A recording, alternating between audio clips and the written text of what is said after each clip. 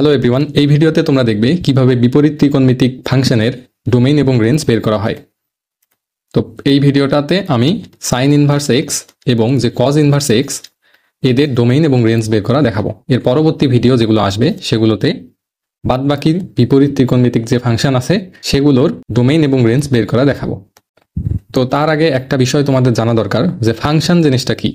Function এমন একটা জিনিস যেখানে ইনপুট একটা জিনিস দিলে তার রেসপেক্টে আউটপুট একটা জিনিস আসবে, তখন সেটাকে আমরা ফাংশন বলে থাকি। যেমন ধরি যদি y সমান এফ অফ এক্স, এখানে ওয়াইটা হচ্ছে এক্স এর একটা ফাংশন, অর্থাৎ এক্স এর মান আমি এখানে ইনপুট দেব, ইনপুট দিলে আমি ওয়াই এর মান পাবো।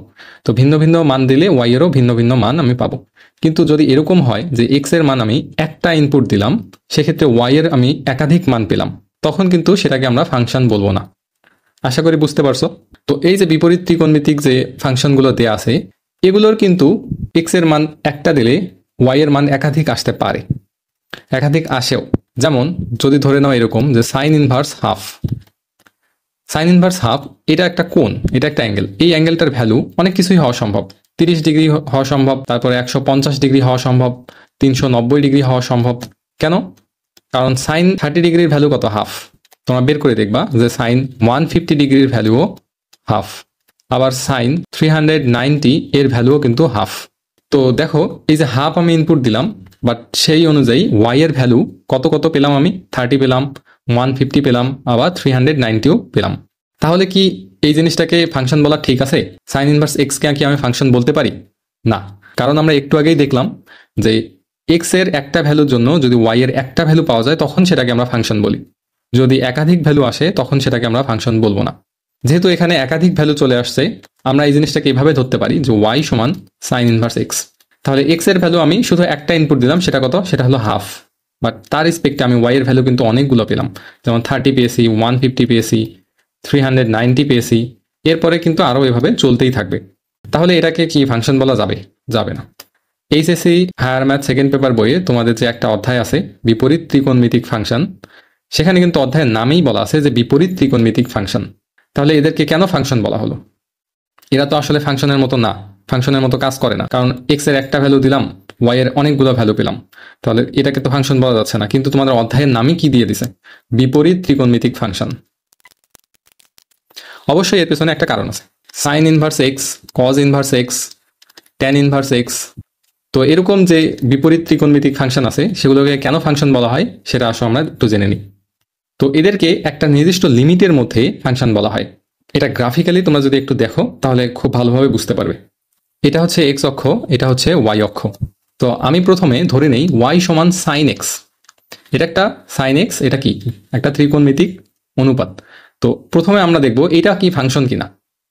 তো সাইন এক্স এর গ্রাফ তোমরা সবাই জানো যে সাইন এক্স এর গ্রাফটা কেমন হয়, এই যে এরকম হয়। এই পয়েন্ট এটা হচ্ছে কত? এখানে এক্স এর ভ্যালু হচ্ছে পাই, আর এখানে এক্স এর ভ্যালু হচ্ছে পাই ডিভাইডেড বাই 2। এখানে এক্স এর ভ্যালু হচ্ছে 3 পাই ডিভাইডেড বাই 2। এখানে এক্স এর ভ্যালু হচ্ছে 2 পাই। তো এক্স এর দেখো ভিন্ন ভিন্ন মানের জন্য ওয়াই এর ভিন্ন ভিন্ন মান তুমি পাবা, কিন্তু এক্স এর একটা মানের জন্য ওয়াই এর কিন্তু তুমি একাধিক মান পাবা না। দেখো এক্স এর মান যখন পাই বাই 2 তখন ওয়াই এর মান কত? দেখো তো এতটুকুই না? এই ওয়াই এর মানটা, এটার ভ্যালু আসলো 1, মানে এতটুক দৈর্ঘ্য হচ্ছে 1। যখন পাই এক্স এর ভ্যালু যখন পাই তখন দেখো তো ওয়াই এর ভ্যালু কত আসলো? ওয়াই এর ভ্যালু আসলো কিন্তু 0। এরপর এক্স এর ভ্যালু যখন 3 পাই ডিভাইডেড বাই 2 তখন কিন্তু ওয়াই এর ভ্যালু কত চলে আসছে? ওয়াই এর ভ্যালু চলে আসছে -1। এরপর এক্স এর ভ্যালু যখন 2 পাই তখন ওয়াই এর ভ্যালু কত আসছে? 0। তার মানে তোমরা কি দেখেছো যে এক্স এর একটা ভ্যালু ইনপুট দিলে ওয়াই এরও একটা ভ্যালু পাওয়া যায়। তো এটা যদি আমরা একটু ছক আকারে দেখে নেই, এখানে লিখলাম এক্স, এখানে ওয়াই। তো এক্স এর ভ্যালু আমি যদি পাই ডিভাইডেড বাই 2 বসিয়ে দিই, ওয়াই এর ভ্যালু পাবো 1। এক্স এর ভ্যালু যদি পাই বসিয়ে দেই, এটার ভ্যালু পাবো 0। এক্স এর ভ্যালু যদি 3 পাই ডিভাইডেড বাই 2 বসিয়ে দেই, তাহলে এটার ভ্যালু হচ্ছে -1। তার মানে এই যে ওয়াই সমান সাইন এক্স, এটাকে কিন্তু আমরা ফাংশন বলতে পারি, কারণ এখানে এক্স এর একটা মানের জন্য ওয়াই এর কিন্তু একটা মানই পাওয়া যাচ্ছে, একাধিক মান পাওয়া যাচ্ছে না। এবার আসো আমরা সাইন ইনভার্স এক্স এর গ্রাফটা দেখে নিই। সাইন ইনভার্স এক্স এর যে গ্রাফটা, সেই গ্রাফটা হয় এরকম। এটা নিচের দিকেও থাকবে এভাবে।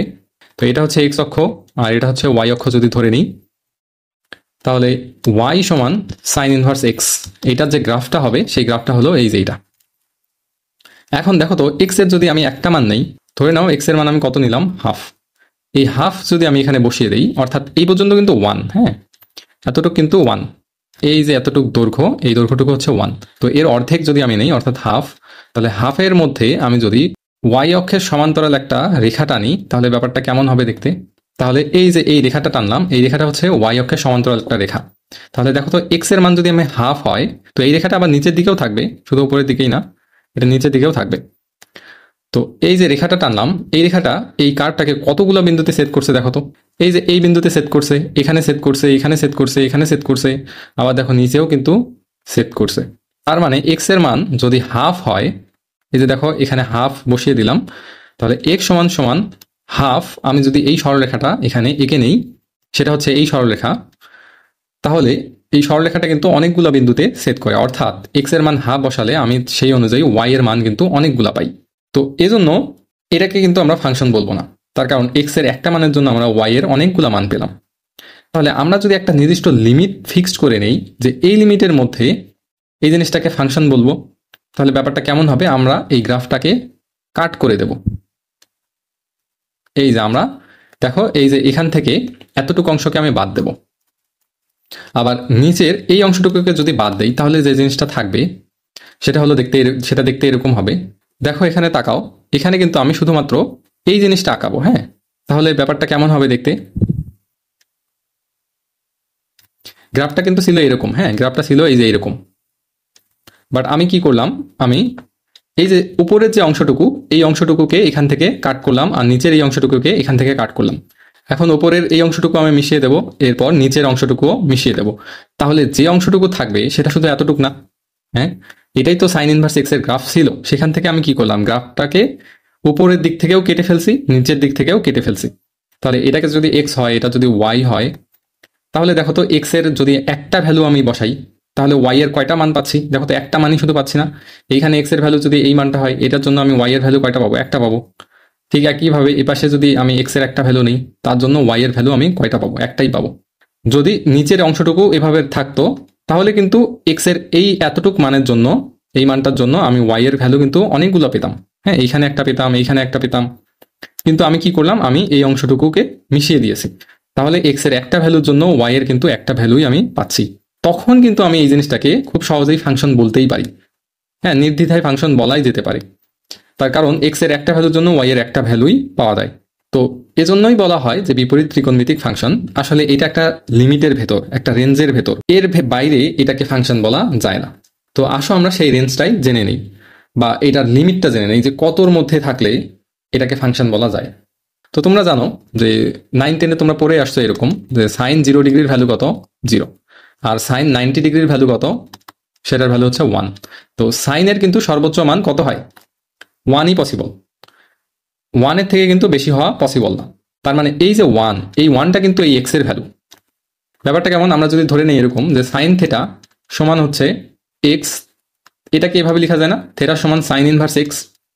অর্থাৎ থেটা হলো কি, একটা অ্যাঙ্গেল, সেই অ্যাঙ্গেলটাকে আমরা ওয়াই অ্যাক্সিস বরাবর বসাবো, সেই অ্যাঙ্গেলটাকে আমরা কি বসাবো, ওয়াই অ্যাক্সিস বরাবর বসাবো।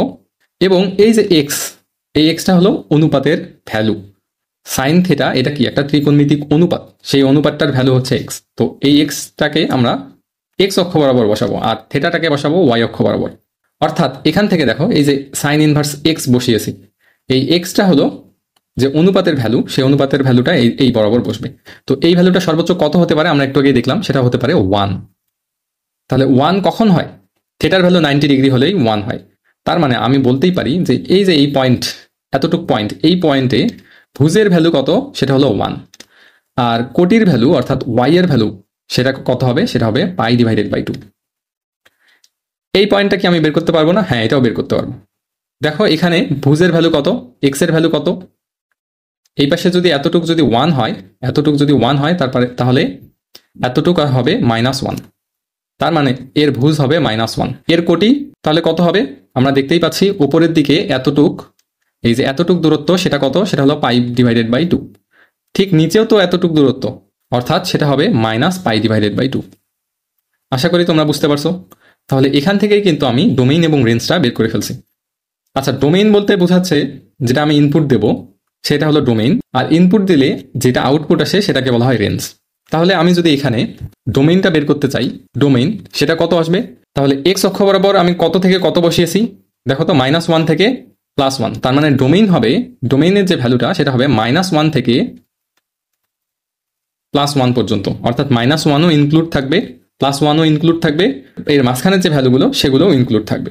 এটাকে কিন্তু আর একটা সুন্দরভাবে প্রকাশ করা যায়, সেটা হলো এরকম। সেটাকে কিন্তু থার্ড ব্র্যাকেটের মাধ্যমে, বা এটাকে বলা হয় ক্লোজ ইন্টারভ্যাল, এটা এর মাধ্যমেও প্রকাশ করা হয়। অর্থাৎ থার্ড ব্র্যাকেট দিয়ে এভাবে লিখবা যে -1, কমা এখানে দিবা +1, এই যে থার্ড ব্র্যাকেট ক্লোজ করলা। এইটা যে কথা, এই জিনিসটা যে কথা, এইটাও কিন্তু একই জিনিস, ঠিক আছে? তো এটাকে এভাবে লেখা যায়, এটাকে বলা হয় ক্লোজড ইন্টারভ্যাল। তো আরেকটা আছে, সেটা হলো ওপেন ইন্টারভ্যাল। তো সেটাকে কিন্তু ফার্স্ট ব্র্যাকেটের মাধ্যমে লিখতে হয়। এরপর আমরা যেহেতু ডোমেইন বের করে ফেলছি, এখন আমরা আসো রেঞ্জটা বের করি। রেঞ্জ আমি কি বলছি, যে ওয়াই অক্ষ বরাবর যে ভ্যালুগুলো আমি পাই সেগুলোকে কিন্তু আমরা রেঞ্জ বলে থাকি। তাহলে রেঞ্জ কত হবে, আসো আমরা সেটা একটু বের করে নিই। দেখো তো এখানে কোটি কতটুকু পেয়েছিলাম, -π/2 থেকে +π/2 পর্যন্ত। তাহলে আমি রেঞ্জ এখানে বসিয়ে দেব যে -π/2 এটা থেকে সেটা হলো +π/2 পর্যন্ত। অর্থাৎ ওয়াই এর যে ভ্যালু, ওয়াই এর ভ্যালু আমি কতটুকু পাবো, -π/2 থেকে +π/2, এই রেঞ্জটুকু, এটা হলো ওয়াই এর ভ্যালু। তো সেই জিনিসটাই আমি এভাবে লিখলাম। তো এটাকে ক্লোজ ইন্টারভ্যালের মাধ্যমেও কিন্তু লেখা যায়। তো এটাকে এভাবে লিখতে পারি যে ক্লোজ ইন্টারভ্যাল দেবো -π/2, +π/2। আশা করি তোমরা বুঝতে পারছো। তো এভাবে বিপরীত ত্রিকোণমিতিক ফাংশন সাইন ইনভার্স এক্স এর আমি কি বের করলাম, ডোমেইন এবং রেঞ্জ বের করলাম। তো এটা তোমরা মুখস্থ করার কিছুই নেই, তোমরা যদি একটু বুঝে বুঝে পড়ো তাহলে কিন্তু এটা অটোমেটিক মুখস্থ রাখতে পারবা। তো এবার আসো আমরা কজ ইনভার্স এক্স এর গ্রাফটা দেখে নিই। এর আগে আমরা ওয়াই সমান কজ এক্স এর গ্রাফটা দেখে নিই, তারপর কজ ইনভার্স এক্স এর গ্রাফটা দেখব। কজ এক্স এর গ্রাফটা হয় ঠিক এরকম, এভাবে চলতে থাকবে। তো এটার ভ্যালু হলো 0, এটা এক্স অক্ষ দেই, এটা দেই ওয়াই অক্ষ। এটার ভ্যালু 0, এতটুকের ভ্যালু হচ্ছে π/2, এতটুকের ভ্যালু হচ্ছে পাই, এতটুক হলো 3π/2, আর এই যে এতটুক এটা হলো 2π। দেখো 0তে cos 0 ডিগ্রির ভ্যালু কত, cos 0 ডিগ্রির ভ্যালু তোমরা সবাই জানো, সেটা হলো 1। দেখো 0তে কত পেয়েছি, 1, তার মানে এতটুক দূরত্ব, সেটা হলো 1। তারপর cos π/2 এর ভ্যালু কত, 0। দেখো তো cos π/2 এর জায়গায় আমরা কত পাইছি, y এর কোনো ভ্যালু আছে, y এর কোনো ভ্যালু নাই, তার মানে 0। cos π এর ভ্যালু কত, সেটা হলো -1, তোমরা এটাও জানো, তার মানে এই যে এতটুক, এটা হলো -1। তো এটা হলো cos x এর গ্রাফ। তো এই গ্রাফের মাধ্যমে কিন্তু আমরা cos ইনভার্স x এর গ্রাফটাও বের করতে পারি। দেখো cos ইনভার্স x এর যে গ্রাফটা হবে সেটা দেখতে ঠিক এরকম হবে। তো এটা হলো cos ইনভার্স x এর গ্রাফ। তো এটাকে দেই x অক্ষ, এটাকে দেই y অক্ষ, অর্থাৎ x অক্ষ বরাবর যে অনুপাতের ভ্যালু সেটা বসবে, আর y অক্ষ বরাবর কি বসবে, থিটার ভ্যালু বসবে। আমি এভাবে লিখে দেই y সমান cos ইনভার্স x। এই yটা কিন্তু একটা থিটার ভ্যালু, আর এই xটা হলো একটা ত্রিকোণমিতিক অনুপাতের ভ্যালু। এখন যদি আমি x অক্ষের উপর একটা লম্ব রেখা টানি, অর্থাৎ y অক্ষের সমান্তরাল করে আমি যদি একটা রেখা টানি ঠিক এরকম, তো এই রেখাটা দেখবা যে x এর একটা ভ্যালু কিন্তু এটা বহন করতেছে। ধরলাম x সমান এটা হলো হাফ, এই রেখাটার যে সমীকরণ সেটা হলো x সমান হাফ। তো এটা দেখো তো কতগুলো বিন্দুতে ছেদ করতেছে, অনেকগুলো বিন্দুতে কিন্তু ছেদ করে। তার মানে এখান থেকে আমি y এর অনেকগুলো ভ্যালু পাই। x এর ভ্যালু একটা ইনপুট দিলাম জাস্ট হাফ, সেই অনুযায়ী কিন্তু আমি y এর অনেকগুলো ভ্যালু পাই। তো এটাকে কিন্তু আমি ফাংশন বলতে পারি না। ফাংশন আমি তখনই বলতে পারবো যদি x এর একটা ভ্যালুর জন্য y এর একটা ভ্যালু পাওয়া যায়। তো আমরা এটাকে যদি, এই গ্রাফটাকেও যদি আগের মতো একটু কেটে ছোট করতে পারি, এবং সেক্ষেত্রে আমি যদি x এর একটা ভ্যালুর জন্য y এর একটা ভ্যালু পাই, তখন কিন্তু আমরা সেটাকে ফাংশন বলতে পারি। তো আসো আমরা সেই কাজটা করে নেই। আগের গ্রাফটা ছিল ঠিক এরকম। তো এই গ্রাফটাকে আমি কাট করব। কোত্থেকে কোথায় কাট করব, এই যে নিচের এই পোর্শনটুকু আমি বাদ দেব, আর এই যে এখান থেকে উপরের এই পোর্শনটুকু বাদ দেব। তাহলে ভেতরের যে অংশটুকু, এই অংশটুকু, এটাকে আমি শুধু রেখে দেব। তাহলে গ্রাফটা দেখতে কেমন হবে দেখো, তাহলে গ্রাফটা দেখতে হবে ঠিক এইরকম। এই গ্রাফের মধ্যে দেখো তো x এর তুমি একটা ভ্যালু ইনপুট দাও, y এর কয়টা ভ্যালু পাবা বলো তো, y এর একটা ভ্যালু পাবা। x এর একটা ভ্যালু যে কোনো একটা জায়গায় দেখো, যে কোনো একটা ভ্যালু তুমি ইনপুট দাও, দেখো y এর এই যে একটা ভ্যালু পেলাম, এই যে এখানে দেখো y এর একটা ভ্যালু, এই যে x এর একটা ভ্যালুর জন্য y এর একটা ভ্যালু পাওয়া যায়। আশা করি বুঝতে পারছো। এখন কিন্তু আমি এই গ্রাফটাকে ফাংশন বলতে পারি। তার মানে cos ইনভার্স x এর যে মেইন গ্রাফ সেটাকে কিন্তু ফাংশন বলা যায় না, কিন্তু সেটাকে যদি আমি একটা লিমিটের মধ্যে কেটে ছোট করি বা একটা লিমিটের মধ্যে আবদ্ধ করে রাখি, তখন কিন্তু এটাকে আমরা একটা বিপরীত ত্রিকোণমিতিক ফাংশন বলতে পারি। তো ওই লিমিটটা বা ওই রেঞ্জটা বা কতটুক লিমিটের মধ্যে আমি রাখবো, সেই জিনিসটা আমার একটু জানতে হবে, ডোমেইন জানতে হবে এবং রেঞ্জটা জানতে হবে। এর ডোমেইন আসলে কতটুকু, ডোমেইন বলতে বোঝায় এক্স অক্ষের যে ডিফারেন্সটুকু সেটা কতটুকু, যে এই যে এতটুকু ব্যবধান, এই ব্যবধানটাকে বলা হচ্ছে ডোমেইন। আর ওয়াই এর যে ব্যবধান, সেই ব্যবধানটাকে আমরা কি বলবো, ওয়াই এর ব্যবধান বলতে এই যে দেখো আমি যদি এখানে এক্স অক্ষের সমান্তরাল একটা রেখা টানি, তাহলে এই রেখা থেকে এই রেখার যে ডিস্টেন্স, দূরত্ব, এটাকে আমি কি বলবো, রেঞ্জ বলবো। তো দেখো এখান থেকে এই পয়েন্টটা আমি যদি বের করি বা এই পয়েন্টটুকু যদি বের করি, তাহলে আমরা ডোমেইন এবং রেঞ্জ বের করে ফেলবো। এই পয়েন্টটা কত হবে বলো তো দেখি। এই যে দেখো এইখানে তাকাও, এই অংশটুকুর মধ্যে তোমরা তাকাও, এই যে এতটুকুর মধ্যে দেখো এই অংশটুকু, এটা কি এই অংশটুকু না? আশা করি বুঝতে পারছো। এই যে এই অংশটুকু দেখো, এই যে এই অংশটুকু, তাহলে এখানে এখানে এই বিন্দুটা কত ছিল, এই বিন্দুটা ছিল 0,1, অর্থাৎ থেটার ভ্যালু ছিল 0 আর ওয়াই এর ভ্যালু ছিল, অর্থাৎ অনুপাতের যে ভ্যালু, সেই ভ্যালুটা কত ছিল, সেটা ছিল 1। এখন এইখানে এটা তো কজ ইনভার্স এক্স এর গ্রাফ, তার মানে এখানে উল্টা হবে।